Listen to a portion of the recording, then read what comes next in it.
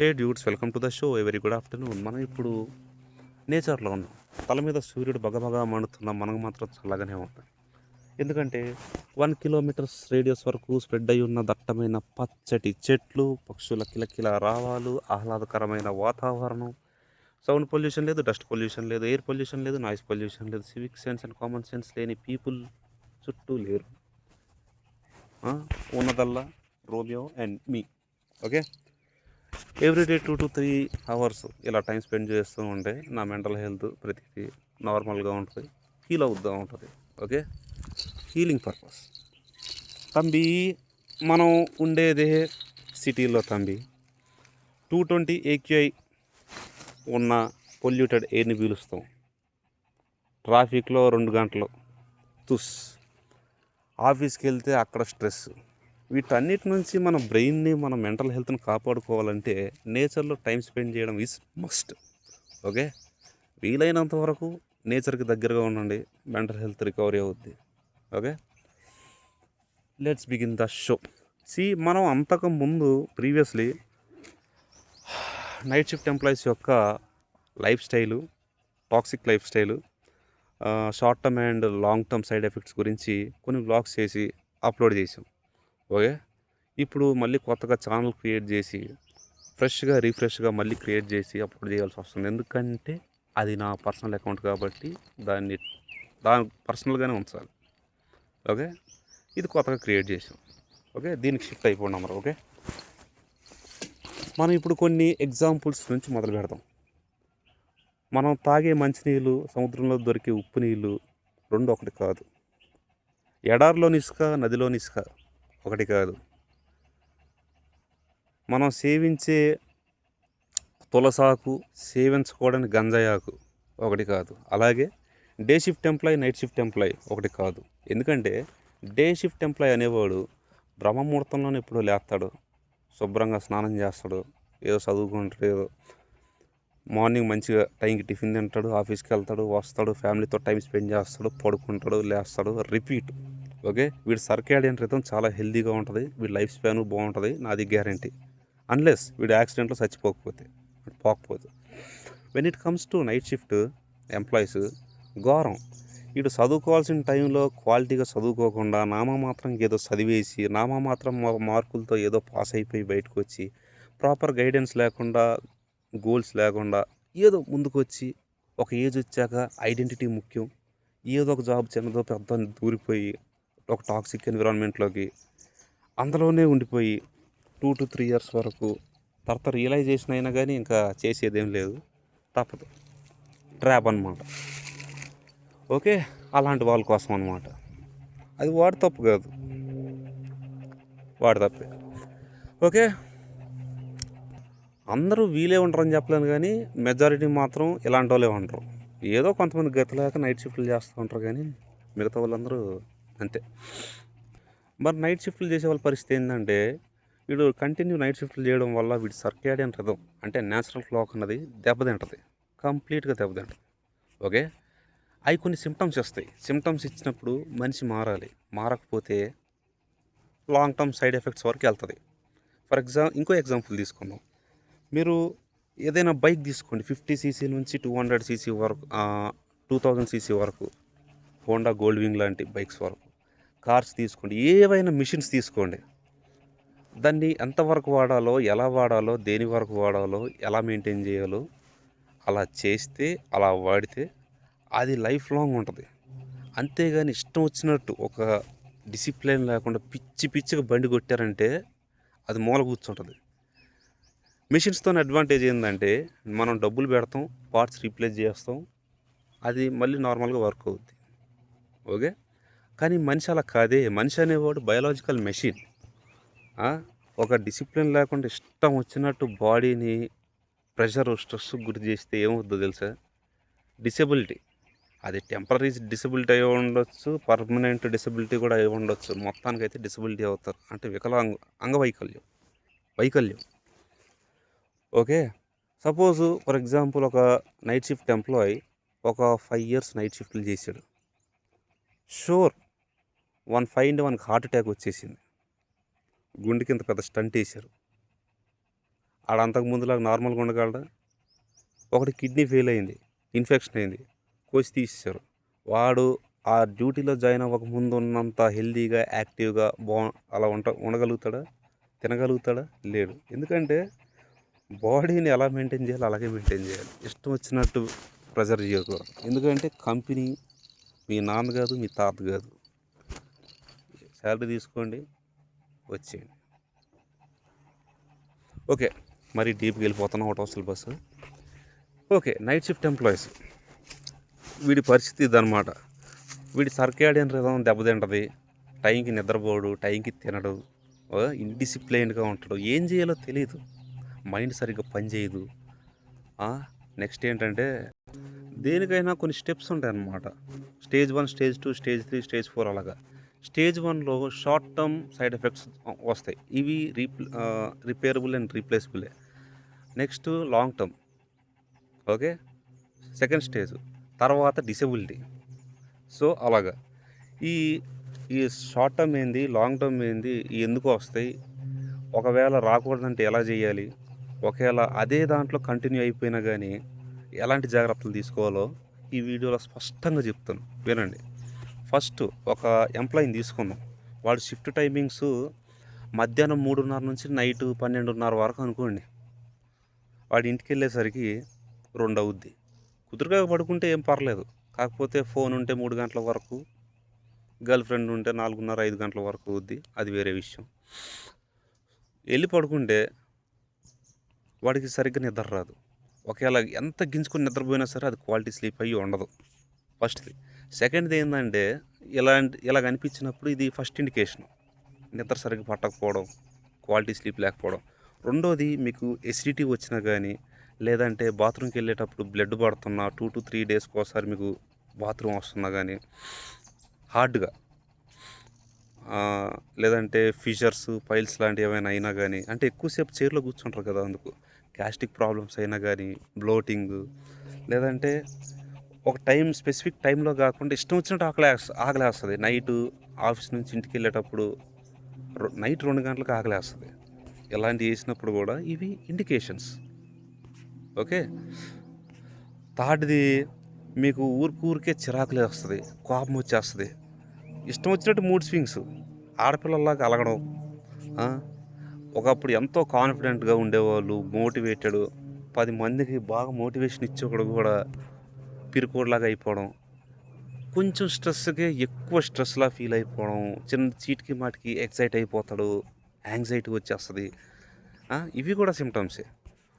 ఇంకా least ఏమవుద్దంటే, continue చేసిన తర్వాత నైట్ షిఫ్ట్లు లాగౌట్ చేస్తాడు, కార్డ్ స్వైప్ చేస్తాడు, వెళ్ళిపోతాడు.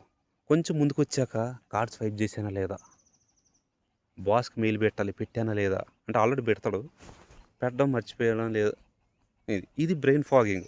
నెక్స్ట్ది, ఒకప్పుడు ఉన్నంత ఫాస్ట్ థింకింగ్ అన్నది ఉండదు. ఎందుకంటే ముందు మెమొరీ పని చేయాలి కదా, బ్రెయిన్ పని చేయదు. స్టాప్ థింకింగ్ అన్న స్లో అయిపోద్ది. నెక్స్ట్ వాడికి మ్యాక్సిమం ఏవి గుర్తుండవు. ఎలా అంటే ఇప్పుడు ఎవరికైనా అప్పిచ్చాడు అనుకో, మామ 200 కొట్టరా అంటే కొట్టేస్తాడు, ఆ తర్వాత గుర్తుండవు.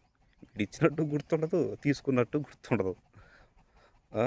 నెక్స్ట్ ఎలా అంటే వీడు ఒక 3-4 ఇయర్స్ అంటే డ్యూటీ ఎక్కినప్పటి నుంచి rough and tough, tier 1 performer, quality 100, productivity 100, అన్నీ 100.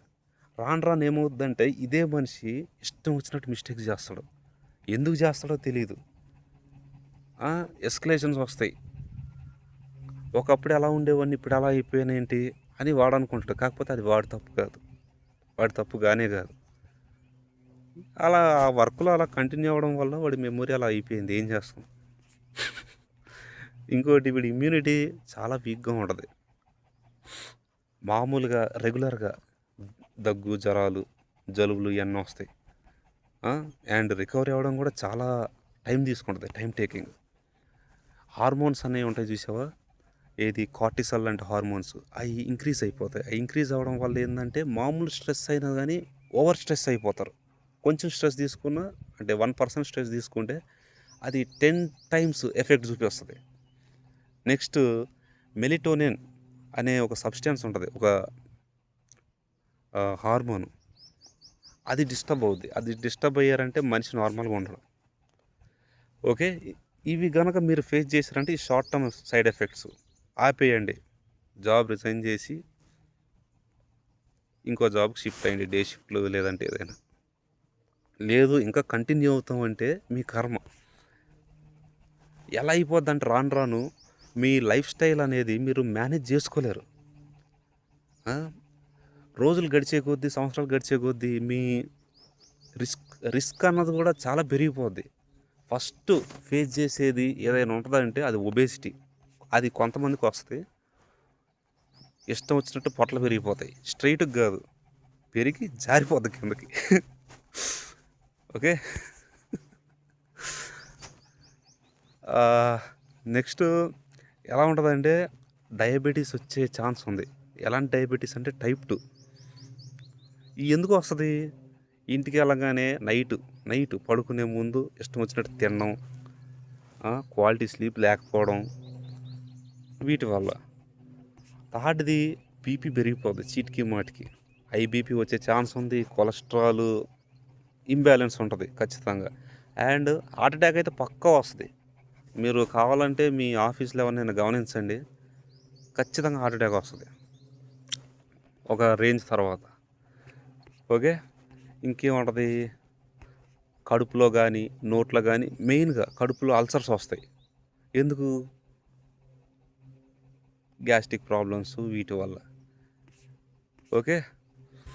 ఇంకొకటి మెయిన్గా చెప్పాల్సిన విషయం ఏంటంటే మగాళ్ళల్లో పూర్ స్లీప్ వల్ల, క్వాలిటీ లేని స్లీప్ వల్ల హార్మోన్స్ అనేవి ఇంబ్యాలెన్స్ అవుతాయి.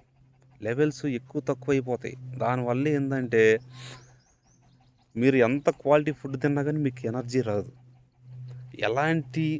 ఏం చేసినా కానీ మీకు ఆ కాన్ఫిడెన్స్ అయితే రాదు. ఓకే. నెక్స్ట్ ఇంకోటి, సన్లైట్ అనేది బాడీ మీద సరిగ్గా పడకపోవడం వల్ల మార్నింగ్ సన్లైట్ ఐరన్ జనరేట్ అవ్వదు. ఐరన్ జనరేట్ అవ్వకపోతే కాల్షియం ఎక్స్ట్రాక్ట్ అవ్వదు మనం తిన్న ఫుడ్లో నుంచి. కాల్షియం ఎక్స్ట్రాక్ట్ అవ్వకపోతే బోన్స్ అన్నవి డల్ అయిపోతాయి. ఇటు పొరపాటున ఒక సర్టెన్ హైట్ నుంచి కింద పడ్డా, బండి మీద నుంచి పడ్డా ఎముకలు ఫట్టమని విరిగిపోతాయి. అదే మార్నింగ్ షిఫ్ట్ కింద పడ్డాడనుకో, ఓకే చల్తా 80-20% ఛాన్స్. కాకపోతే వీడిది 70-30 ఛాన్స్ ఉంటుంది నైట్ షిఫ్ట్ వాడిది. బోన్స్ వీక్ అయిపోతాయి, డొల్లా. విటమిన్ డి ముఖ్యం. ఓకే. ఇది ఎందుకు జరుగుతుంది అసలు? బాగా గుర్తుంచుకోండి.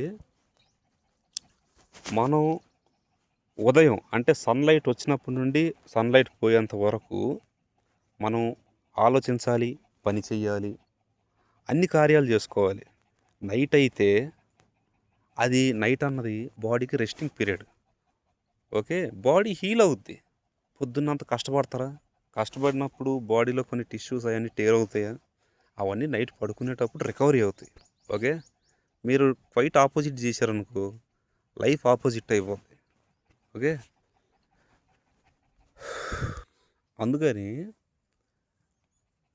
మీకు స్కిల్ ఉన్నా లేదంటే హార్డ్గా అనుకుంటే జాబ్ స్విచ్ అయిపోండి. డే షిఫ్ట్కి దేనికో షిఫ్ట్ అయిపోండి. అంతేగాని కంటిన్యూ చేస్తే మాత్రం ఇలాగే అవుతుంది. ఓకే. లేదు మేము గతి లేదు ఇందులోనే చెయ్యాలి అంటే దానికి కూడా ఒక మార్గం ఉంది. అదేంటో తెలుసా? నైట్ షిఫ్ట్లు అనేవి డేంజరే. కాకపోతే దానికంటే ఒక స్ట్రక్చర్ మెయింటైన్ చేశారంటే మాత్రం అది కూడా సేఫే. అది ఎలా ఉంటుందంటే మనిషికి ఏలియన్కి ఉన్నట్టు ఉంటుంది అన్నమాట వ్యత్యాసం. ఓకే. వెళ్దాం. మీరు కరెక్ట్గా మెయింటైన్ చేస్తే హెల్తీగానే ఉంటారు. ఇప్పుడు ఏం చేయాలి హెల్తీగా ఉండాలంటే? అదే నైట్ షిఫ్ట్ ఎంప్లాయీ ఇంటికి వెళ్ళేసరికి 2 అవుద్ది. 2:30 కరెక్ట్ పడుకున్నాడు అనుకో, కరెక్ట్గా ఏ ఫోన్ ఏది వాడకుండా పడుకున్నాడు, 10-11 గంటల వరకు పడుకొని 11 గంటలకు అలా లేస్తే వాడికి 8 అవర్స్ స్లీప్ ఉంటుంది. చాలు, మనిషికి 8 అవర్స్ స్లీప్ చాలు. బాడీ మ్యాక్సిమం రికవర్ అయిపోద్ది. వీక్ ఆఫ్స్ వారానికి 2 ఉంటాయి. ఓకే. మీకు 3 మార్నింగ్స్ ఎర్లీ మార్నింగ్ లేచి ఒక అరగంట సేపు గుడ్లను నోట తీసుకొని ఎండలో కూర్చున్నారంటే కావాల్సినంత విటమిన్ డి ఉంటుంది. సో ఐరన్ డెఫిషియన్సీ ఉండదు, మీ bones safe. Okay, sunlight important. ఇంకా థర్డ్ది ఏంటంటే లేవగానే మంచి హెల్దీ ఫుడ్ తినాలి. హెవీగా తినకూడదు, లైట్ ఫుడ్, ఏదైనా లైట్గా తినాలి. ఓకే, మార్నింగ్ లైట్గానే ఫుడ్ తినాలి, మధ్యాహ్నం కూడా లైట్గానే తినాలి. ఎందుకంటే నైట్ షిఫ్ట్ ఎంప్లాయీస్కి ఎనర్జీ కన్సంప్షన్ అన్నది చాలా తక్కువ.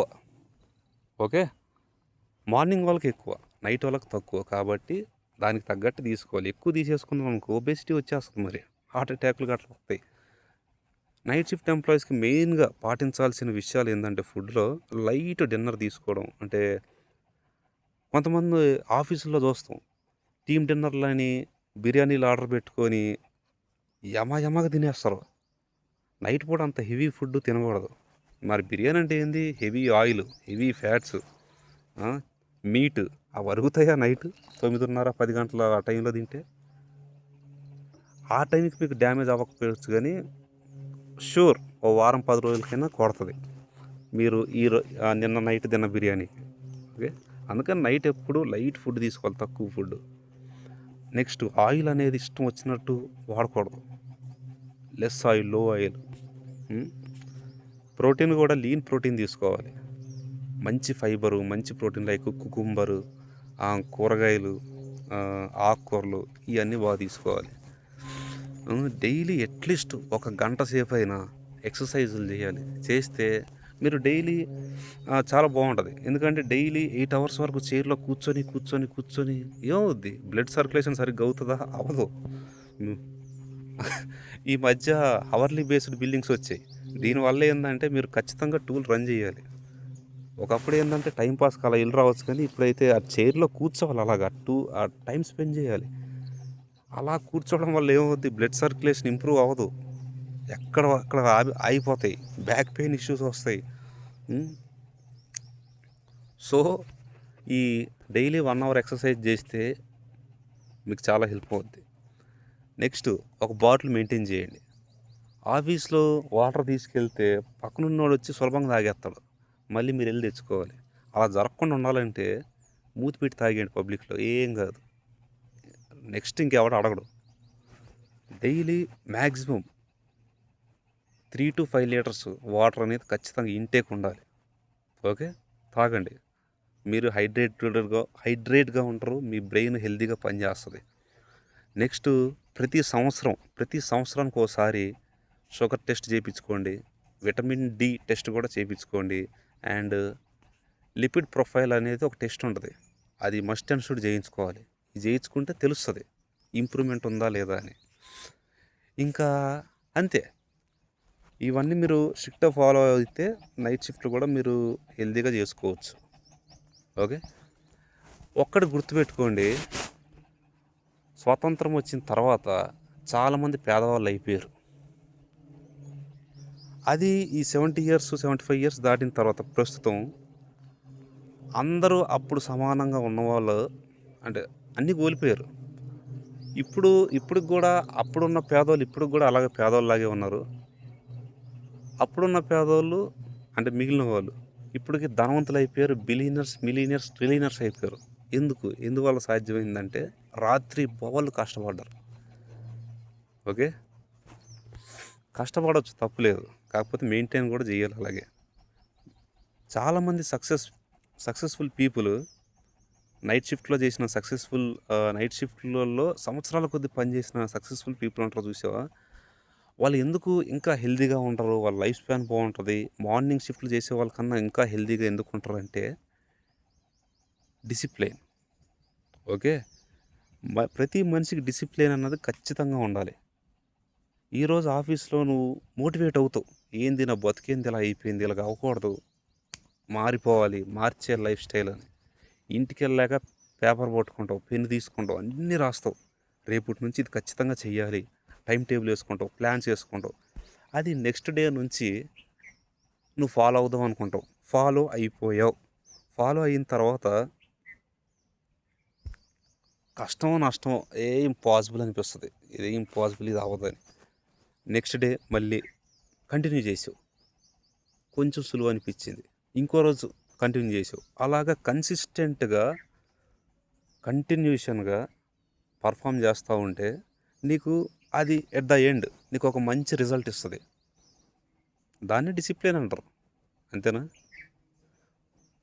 అది అలా కనుక మీరు ఖచ్చితంగా ఉంటే మీ ఇంప్రూవ్ అవుద్ది. ఎందుకంటే మనం కూడా మైండ్ఫుల్నెస్ చేస్తాం కాబట్టి, మేము కూడా పేషెంట్లు అయ్యాం కాబట్టి, మేము కూడా నేను మీకు ఇప్పుడు ఏవైతే చెప్పావో అన్నీ ఫాలో అయ్యాను కాబట్టి నేను నార్మల్గా ఉన్నాను. మీరు కూడా ఫాలో అవ్వండి, నార్మల్గా ఉండండి. జై హింద్.